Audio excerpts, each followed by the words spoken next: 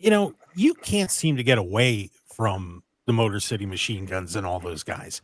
And in a way, it's kind of funny that you've been tangling with them for so long, but at the same time, I think it also says something about TNA and the loyalty that a lot of you have to that company. Why does everybody love being there so much? And what is it about you and them that you just can't seem to separate from them? And the road always goes back to the Motor City Machine Guns with you guys. Well, there's always been a little bad blood with me and the Machine Guns. I grew up an enormous fan of them. They revolutionized tag team wrestling in the early 2010s. They inspired tag teams like the Young Bucks. I don't think the Young Bucks would have been the same tag team if they hadn't had these historic matches and time in the ring with somebody like the Motor City Machine Guns. And for me personally as a fan, loved them.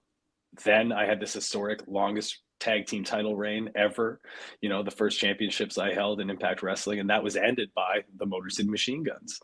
And then I've always had Alex Shelley kind of behind me, chasing after me while I had that world championship. And then when I got hurt, he ended up being champion. I had to chase him, just being able to step foot in the ring with these guys. Chris Sabin, who I think is one of the most underrated wrestlers in all of pro wrestling, and Alex Shelley, who, his resume speaks for itself. He's inspired a generation and a style of pro wrestling all on his own, both in singles and tag team competition. Being able to step foot in the ring with these guys, it's a dream come true for somebody like me who watched them as a teenager before I ever got, into wrestling myself. But now as a competitor, like the walking weapon character is not that all different than the real man you're seeing right here as Josh Alexander right now. I just want to compete. And to compete, I got to get in the ring with the very best. And Alex Shelley and Chris Sabin are two of the very best in our locker room. And I think that's why we get in the ring so often.